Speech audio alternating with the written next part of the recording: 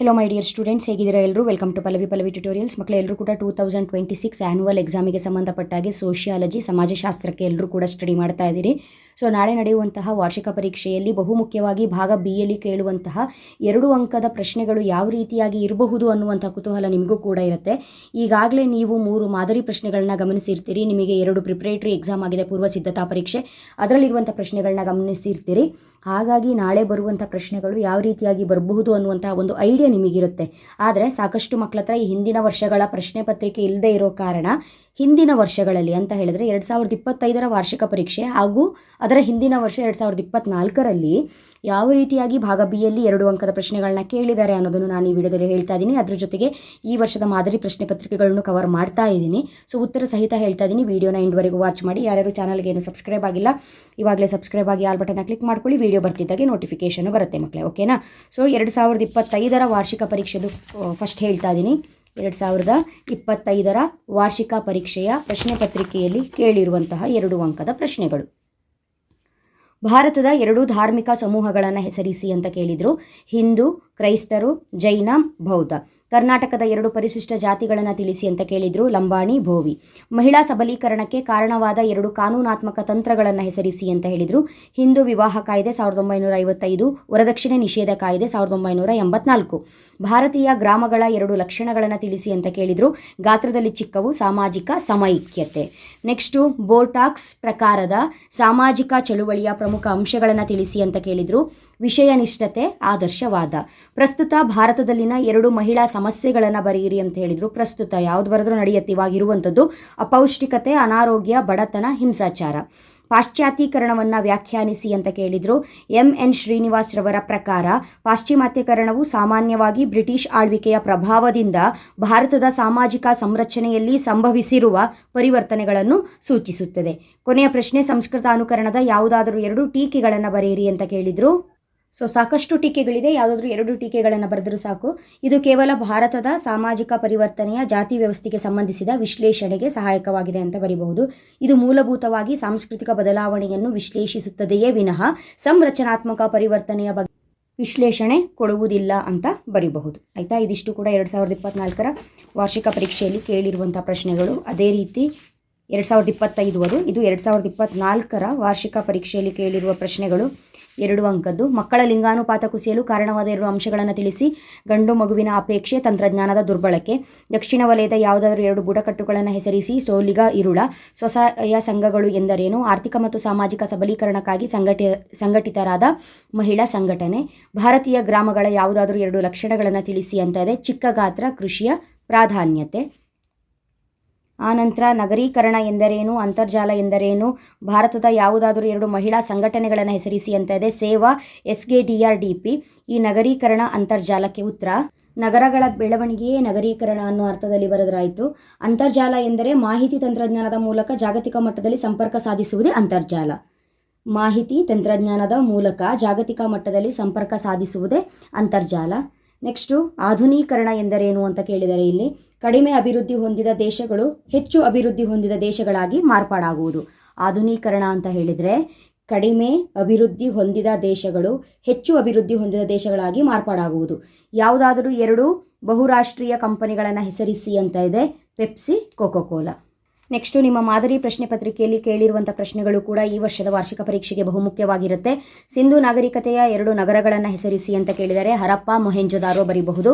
ಕರ್ನಾಟಕದ ಯಾವುದಾದರೂ 2 ಪರಿಶಿಷ್ಟ ಜಾತಿಗಳ ಹೆಸರನ್ನು ತಿಳಿಸಿ ಅಂತ ಹೇಳಿದರೆ ಲಂಬಾಣಿ, ಬೋವಿ, ಹೊಲೆಯ ಬರೀಬಹುದು.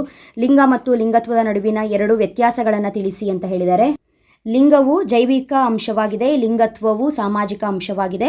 ಲಿಂಗವು ಜೈವಿಕವಾದ ಹಾಗೂ ಶಾರೀರಿಕವಾದ ಸ್ಥಿತಿಗಳು ಸ್ತ್ರೀ ಮತ್ತು ಪುರುಷ ಲಿಂಗಗಳನ್ನು ನಿರ್ಧರಿಸುತ್ತದೆ. ಲಿಂಗತ್ವವನ್ನು ಪುರುಷತ್ವ ಮತ್ತು ಸ್ತ್ರೀ ತತ್ವದ ಆಧಾರದ ಮೇಲೆ ಅವರ ಪಾತ್ರಗಳನ್ನು ಕುರಿತಂತೆ ಸಾಮಾಜಿಕ ಹಾಗೂ ಸಾಂಸ್ಕೃತಿಕ ಗ್ರಹಿಕೆಗಳನ್ನು ಪರಿಗಣಿಸಲಾಗುತ್ತದೆ.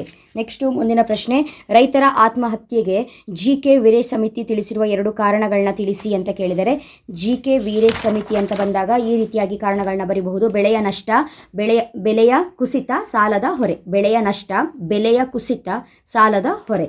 ನೆಕ್ಸ್ಟು ಮುಂದಿನ ಪ್ರಶ್ನೆ, ಕರ್ನಾಟಕದಲ್ಲಿ ನಡೆಯುವ 2 ಪ್ರಸಿದ್ಧ ಜಾತ್ರೆಗಳನ್ನು ಹೆಸರಿಸಿ ಅಂತ ಹೇಳಿದರೆ ಮೈಸೂರು ದಸರಾ ಉತ್ಸವ, ಹಂಪಿ ಉತ್ಸವ.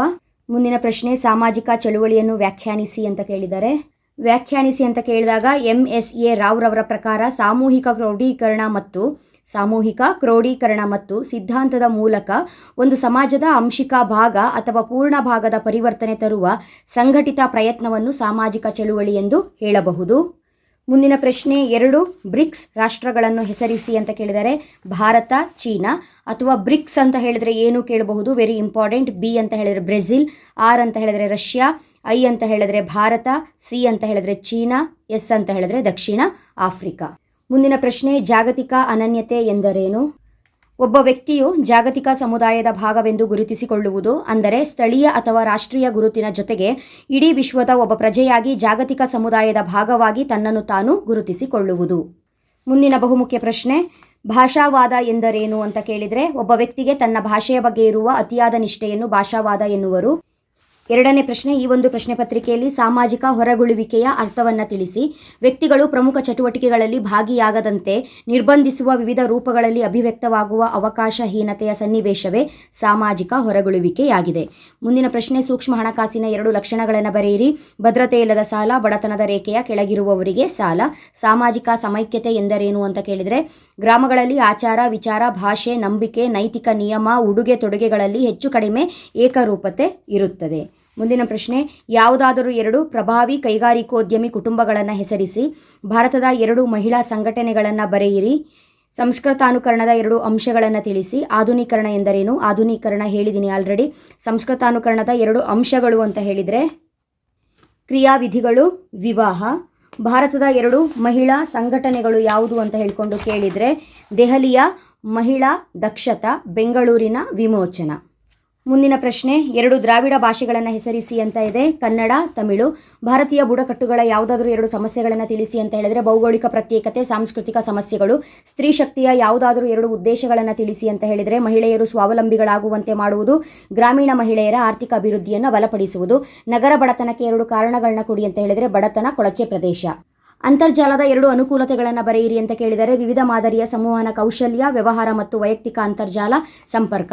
ಕಾಗೋಡು ರೈತ ಹೋರಾಟಕ್ಕೆ 2 ಕಾರಣಗಳನ್ನ ಕೊಡಿ ಅಂತ ಕೇಳಿದರೆ ಭೂಮಾಲೀಕರಿಂದ ಗೇಣಿದಾರರ ಶೋಷಣೆ, ಅಧಿಕ ಪ್ರಮಾಣದ ಪಾಲು ಕೊಡಲು ನಿರಾಕರಣೆ. ಸಂಸ್ಕೃತಾನುಕರಣ ಎಂದರೇನು? ಇದು ಆಲ್ರೆಡಿ ರಿಪೀಟ್ ಆಗಿದೆ. MN ಶ್ರೀನಿವಾಸ್ರವರ ಪ್ರಕಾರ ಕೆಳ ಹಿಂದೂ ಜಾತಿ ಅಥವಾ ಬುಡಕಟ್ಟು ಅಥವಾ ಇತರೆ ಸಮೂಹ ತನ್ನ ಪದ್ಧತಿ, ಸಂಸ್ಕಾರ, ಭಾವನೆ ಮತ್ತು ಜೀವನ ವಿಧಾನವನ್ನು ಉನ್ನತ ಜಾತಿ ಅಥವಾ ದ್ವಿಜರ ರೀತಿ ನೀತಿಗಳಿಗೆ ಅನುಸಾರವಾಗಿ ಮಾರ್ಪಾಡಾಗುವ ಪ್ರಕ್ರಿಯೆ. ಹಿಂದಿನ ಪೇಪರಲ್ಲಿ ಸಂಸ್ಕೃತಾನುಕರಣ ಜಾಗದಲ್ಲಿ ಆಧುನೀಕರಣ ಇತ್ತು. ಆದರೂ ಹಿಂದಿನ ಪೇಪರಲ್ಲಿ ಸಂಸ್ಕೃತಾನುಕರಣದ 2 ಟೀಕೆಗಳನ್ನ ಕೇಳಿದ್ರು. ಇನ್ನೊಂದು ಪೇಪರಲ್ಲಿ ಅಂಶಗಳನ್ನ ಕೇಳಿದ್ದಾರೆ. ಕರೆಕ್ಟಾಗಿ ನೋಡ್ಕೊಳ್ಳಿ, ಇಂಪಾರ್ಟೆಂಟು. ಭಾರತದ ಸಾಮಾಜಿಕ ಪರಿವರ್ತನೆಯ 2 ಮೂಲಗಳು ಯಾವುದು ಕೇಳಿದರೆ ಮೂಲಗಳು ಅಂತ ಕೇಳಿದರೆ ಆಂತರಿಕ ಮೂಲ, ಬಾಹ್ಯ ಮೂಲ. ಭಾರತದ ಸಾಮಾಜಿಕ ಪ್ರಕ್ರಿಯೆ ಯಾವುದು ಅಂತ ಕೇಳಿದರೆ ಸಂಸ್ಕೃತಾನುಕರಣ, ಪಾಶ್ಚಿಮಾತ್ಯೀಕರಣ ಅಂತ ಬರಿಬೇಕು. ಇನ್ನೊಂದು ಪ್ರಶ್ನೆ ಪತ್ರಿಕೆ ಇದೆ, ಇದು ನಿಮ್ಮ ನಾಳೆ ಪರೀಕ್ಷೆಗೆ ಸಹಾಯವಾಗಬಹುದು. ಭಾರತೀಯ ಸಮಾಜವನ್ನು ಬಹುವಿಧ ಸಮಾಜ ಎಂದು ಏಕೆ ಕರೆಯಲಾಗುತ್ತದೆ ಅಂತ ಕೇಳಿದರೆ ಇದಕ್ಕೆ ಉತ್ತರವನ್ನು ಬರೆಯುವಾಗ ಭಾರತವು ಏಕತೆ ಮತ್ತು ವೈವಿಧ್ಯತೆಗಳನ್ನೊಳಗೊಂಡ ಒಂದು ಬಹುವಿಧ ಸಮಾಜವಾಗಿದೆ. ಜನರು ಉನ್ನತ ಮಟ್ಟದ ಸಹಕಾರ, ಪರಸ್ಪರ ತಿಳುವಳಿಕೆ, ಸಮಾನ ಮೌಲ್ಯಗಳು, ಅನನ್ಯತೆ ಮತ್ತು ರಾಷ್ಟ್ರಪ್ರಜ್ಞೆಗಳ ಮೂಲಕ ಒಗ್ಗೂಡುವುದೇ ಏಕತೆಯಾಗಿದೆ. ಭಾರತೀಯ ಸಮಾಜದಲ್ಲಿ ಏಕತೆ ಮತ್ತು ವಿವಿಧತೆ 2 ಒಟ್ಟಿಗೆ ಕಂಡುಬರುವುದರಿಂದ ಭಾರತೀಯ ಸಮಾಜವನ್ನು ಬಹುವಿಧ ಸಮಾಜ ಎಂದು ಕರೆಯಲಾಗುತ್ತದೆ ಅಂತ ಬರೀಬಹುದು. ಕರ್ನಾಟಕದ ಯಾವುದಾದರೂ 2 ಹಿಂದುಳಿದ ವರ್ಗಗಳ ಆಯೋಗಗಳನ್ನು ಹೆಸರಿಸಿ ಅಂತ ಹೇಳಿದರೆ ನಾಗನಗೌಡ ಆಯೋಗ, LG ಹಾವನೂರ ಆಯೋಗ, ವೆಂಕಟಸ್ವಾಮಿ ಆಯೋಗ, ಚಿನ್ನಪ್ಪ ರೆಡ್ಡಿ ಆಯೋಗ. ನೆಕ್ಸ್ಟು ಸ್ವಸಹಾಯ ಸಂಘಗಳ 2 ಉದ್ದೇಶಗಳನ್ನು ತಿಳಿಸಿ ಅಂತ ಹೇಳಿದರೆ ಬಹುಮುಖ್ಯ ಪ್ರಶ್ನೆ ಇದು. ಸ್ವಸಹಾಯ ಸಂಘಗಳು ಸದಸ್ಯರಿಗೆ ತಮ್ಮ ಸಂಪನ್ಮೂಲಗಳ ಸದ್ಬಳಕೆಯ ಮೂಲಕ ಸ್ವ ಉದ್ಯೋಗ ಚಟುವಟಿಕೆಗಳಿಂದ ಆದಾಯವನ್ನು ಉತ್ಪಾದಿಸಿ ಆರ್ಥಿಕವಾಗಿ ಸಬಲರಾಗಲು ಸಹಾಯ ಮಾಡುವುದು. ಸ್ವಸಹಾಯ ಸಂಘಗಳು ತಮ್ಮ ಸದಸ್ಯರನ್ನು ಸಣ್ಣ ಮೊತ್ತವನ್ನು ಉಳಿತಾಯ ಮಾಡಿ ಈ ಹಣದಿಂದ ಅಗತ್ಯಗಳನ್ನು ಪೂರೈಸಿಕೊಳ್ಳಲು ಸಹಾಯ ಮಾಡುವುದು. ನೆಕ್ಸ್ಟು ಮುಂದಿನ ಪ್ರಶ್ನೆ ಹಸಿರು ಕ್ರಾಂತಿಯ 2 ಪರಿಣಾಮಗಳನ್ನು ಬರೆಯಿರಿ ಅಂತ ಕೇಳಿದರೆ ಕೃಷಿ ಸಾಲದ ಬೇಡಿಕೆ ಹೆಚ್ಚಾಗಿದೆ. ವಾಣಿಜ್ಯ ಬೆಳೆಗಳ ಉತ್ಪಾದನೆ ಅಧಿಕವಾದಂತೆ ಕೃಷಿ ಆಧಾರಿತ ಕಾರ್ಖಾನೆಗಳು ಹೆಚ್ಚಾಗುತ್ತಿವೆ. ಸಾಮಾಜಿಕ ಚಳುವಳಿಯನ್ನು ವ್ಯಾಖ್ಯಾನಿಸಿ, ಇದು ಆಲ್ರೆಡಿ ಬಂದಿದೆ. ಆಧುನೀಕರಣಕ್ಕೆ ಕಾರಣವಾಗುವ ಅಂಶಗಳನ್ನು ತಿಳಿಸಿ ಅಂತ ಇದೆ. ನೆಕ್ಸ್ಟು ಇಲ್ಲಿ ಅಂತರ್ಜಾಲದ 2 ಉಪಯೋಗಗಳನ್ನು ಬರೆಯಿರಿ ಅಂತ ಹೇಳಿದರೆ ಆನ್ಲೈನ್ ನ್ಯೂಸ್, ವಿದ್ಯುನ್ಮಾನ, ಅಂಚೆ, ವಿಡಿಯೋ ಕಾನ್ಫರೆನ್ಸಿಂಗ್, ಮಲ್ಟಿಮೀಡಿಯಾ ಶೇರಿಂಗ್. ಯಾವ್ದಾದ್ರು 2 ಬರೀರಿ. ಆನ್ಲೈನ್ ನ್ಯೂಸು, ವಿದ್ಯುನ್ಮಾನ, ಅಂಚೆ ಬರಿಬಹುದು. ಆಧುನೀಕರಣಕ್ಕೆ ಕಾರಣವಾಗುವ 2 ಅಂಶಗಳನ್ನು ಬರೆಯಿರಿ ಅಂತ ಹೇಳಿದರೆ ಶಿಕ್ಷಣ, ಸಂವಹನ, ರಾಷ್ಟ್ರೀಯತೆ, ಆಧಾರವಾದ ಆದರ್ಶಗಳು, ಜನಕಾರ್ಷಕವಾದ ನಾಯಕತ್ವ, ಪ್ರಬಲ ಸರ್ಕಾರ. ನೆಕ್ಸ್ಟು 24ನೇ ಪ್ರಶ್ನೆ, ಯಾವುದಾದರೂ 2 ಭಾರತೀಯ ಅಂತಾರಾಷ್ಟ್ರೀಯ ಕಂಪನಿಗಳನ್ನು ಹೆಸರಿಸಿ ಅಂತ ಕೇಳಿದರೆ ಟಾಟಾ ಗ್ರೂಪ್ ಬರಿಬಹುದು, ವಿಪ್ರೋ ಬರಿಬಹುದು, ಇನ್ಫೋಸಿಸ್ ಬರಿಬಹುದು, IBM, ಭಾರತಿ ಏರ್ಟೆಲ್. ಇದು ಇಂಪಾರ್ಟೆಂಟ್ ಪ್ರಶ್ನೆ, ಕರೆಕ್ಟಾಗಿ ನೋಡ್ಕೊಳ್ಳಿ. ನೆಕ್ಸ್ಟು ಇನ್ನೊಂದು ಪೇಪರಲ್ಲಿ ಅರಣ್ಯೀಕರಣ ಪ್ರಕ್ರಿಯೆಗೆ ಅಡ್ಡಿಯಾದ 2 ಅಂಶಗಳನ್ನು ತಿಳಿಸಿ ಅಂತ ಕೇಳಿದರೆ ವಿಲೀನಕ್ಕೆ ಪ್ರಬಲ ಸಮೂಹಗಳ ವಿರೋಧ, ವಿಲೀನಕ್ಕೆ ಬುಡಕಟ್ಟು ವರ್ಗಗಳ ವಿರೋಧ. ಆಯಿತಾ. ನೆಕ್ಸ್ಟು ಲಿಂಗ ಮತ್ತು ಲಿಂಗತ್ವ ಬಂದಿದೆ. ಕರ್ನಾಟಕದ ಯಾವುದಾದ್ರೂ 2 ಪ್ರಬಲ ಜಾತಿಗಳು ಲಿಂಗಾಯತರು, ಒಕ್ಕಲಿಗರು. ಭಾರತದ ಯಾವುದಾದ್ರೂ 2 ಮೆಟ್ರೋಪಾಲಿಟನ್ ನಗರಗಳನ್ನು ಹೆಸರಿಸಿ ಅಂತ ಕೇಳಿದರೆ ಯಾವುದಾದ್ರೂ 2 ನಗರದ್ರಾಯಿತು. ಬಾಂಬೆ, ಕಲ್ಕತ್ತಾ, ಚೆನ್ನೈ, ದೆಹಲಿ, ಬೆಂಗಳೂರು, ಹೈದರಾಬಾದ್, ಯಾವುದಾದ್ರೂ ಬರೀರಿ. ನೆಕ್ಸ್ಟು ಮಿಕೆನ್ಸೆ ಮಾದರಿಯ ಅಭಿವೃದ್ಧಿ ಎಂದರೇನು ಅಂತ ಪ್ರಶ್ನೆಯನ್ನು ಕೇಳಬಹುದು ಈ ಒಂದು ಪ್ರಶ್ನೆ. ವಿಶ್ವ ವಾಣಿಜ್ಯ ಸಂಘಟನೆ ಆಧಾರಿತ ಮಿಕೆನ್ಸೆ ಮಾದರಿಯು ಉದ್ಯಮ ಆಧಾರಿತ ಕೃಷಿ ಮತ್ತು ಮಾಹಿತಿ ತಂತ್ರಜ್ಞಾನಕ್ಕೆ ಹೆಚ್ಚಿನ ಮಹತ್ವ ನೀಡುತ್ತದೆ. ಈ ರೀತಿಯ ಕೃಷಿ ಪದ್ಧತಿಯು ಪರಿಸರ ಮತ್ತು ಲಕ್ಷಾಂತರ ರೈತರಿಗೆ ಮಾರಕವಾಗಿದೆ. ನೆಕ್ಸ್ಟು ದೂರದರ್ಶನದ ಜನಪ್ರಿಯತೆಗೆ ಕಾರಣವಾದ 2 ಮಹಾಕಾವ್ಯಗಳನ್ನು ತಿಳಿಸಿ ಅಂತ ಹೇಳಿದರೆ ರಾಮಾಯಣ, ಮಹಾಭಾರತ. ಬೋಟ್ರಾಕ್ಸ್ರ ಪ್ರಕಾರದ ಸಾಮಾಜಿಕ ಚಳುವಳಿಯ ಪ್ರಮುಖ ಅಂಶಗಳನ್ನು ಬರೆಯಿರಿ ಅಂತ ಹೇಳಿದರೆ ವಿಷಯನಿಷ್ಠತೆ, ಆದರ್ಶವಾದ. 2025ರ ವಾರ್ಷಿಕ ಪರೀಕ್ಷೆಯಲ್ಲೂ ಕೂಡ ಈ ಒಂದು ಪ್ರಶ್ನೆಯನ್ನು ಕೇಳಿದರು, ಬಹುಮುಖ್ಯವಾದ ಪ್ರಶ್ನೆ. ಕೊನೆಯದಾಗಿ 24ನೇ ಪ್ರಶ್ನೆ, ಈ ಪೇಪರಲ್ಲಿ ಜಾಗತಿಕ ದೃಷ್ಟಿಕೋನದ 2 ಆಯಾಮಗಳನ್ನು ತಿಳಿಸಿ ಅಂತ ಇದೆ. ಜಾಗತಿಕ ಸಮುದಾಯ, ಜಾಗತಿಕ ಅನನ್ಯತೆ. ರಾಷ್ಟ್ರೀಯ ಭಾವೈಕ್ಯತೆಯನ್ನು ವ್ಯಾಖ್ಯಾನಿಸಿ ಅಂತ ಕೇಳಿದರೆ ರಾಷ್ಟ್ರೀಯ ಭಾವೈಕ್ಯತೆಯು ರಾಷ್ಟ್ರೀಯ ಏಕತೆ ಮತ್ತು ಜನರಲ್ಲಿ ತಾವು ಈ ರಾಷ್ಟ್ರಕ್ಕೆ ಸೇರಿದವರೆಂಬ ಭಾವನೆಯನ್ನು ಸೂಚಿಸುತ್ತದೆ.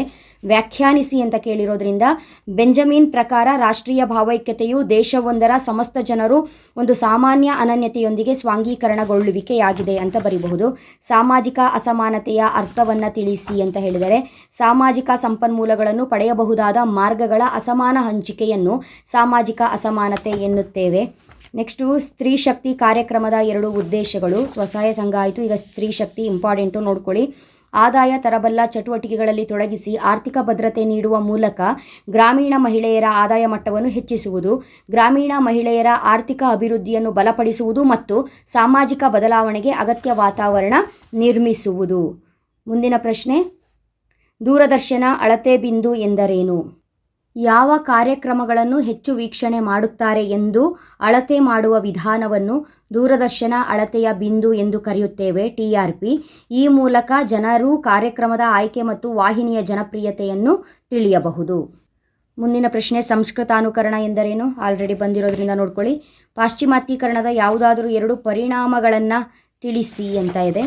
ಪರಿಣಾಮಗಳು: ಪಾಶ್ಚಾತ್ಯೀಕರಣವು ಸಾಂಸ್ಕೃತಿಕ ವ್ಯವಸ್ಥೆಯಲ್ಲಿ ಪರಿವರ್ತನೆಗಳನ್ನು ಪ್ರೇರೇಪಿಸಿತು. ಬ್ರಿಟಿಷರು ಪರಿಚಯಿಸಿರುವ ಹೊಸ ತಂತ್ರಜ್ಞಾನ ಮತ್ತು ಬೃಹತ್ ಪ್ರಮಾಣದ ಕಾರ್ಖಾನೆಗಳ ಪ್ರಭಾವಕ್ಕೆ ಭಾರತವು ಒಳಗಾಯಿತು ಅಂತ ಬರೀಬಹುದು. ಭಾರತದ 2 ಸಾಮಾಜಿಕ ಚಳುವಳಿಗಳನ್ನು ಬರೆಯಿರಿ ಅಂತ ಕೇಳಿದರೆ ರೈತ ಚಳುವಳಿ, ಮಹಿಳಾ ಚಳುವಳಿ, ದಲಿತ ಚಳುವಳಿ, ಹಿಂದುಳಿದ ವರ್ಗಗಳ ಚಳುವಳಿ. ಇದಿಷ್ಟು ಕೂಡ 2 ಅಂಕಕ್ಕೆ ಸಂಬಂಧಪಟ್ಟಂತೆ ಈ ಹಿಂದೆ ಕೇಳಿರುವಂಥದ್ದು ಪ್ರಶ್ನೆ ಪತ್ರಿಕೆಯಲ್ಲಿರುವಂತಹ ಬಹುಮುಖ್ಯ ಪ್ರಶ್ನೆಗಳು.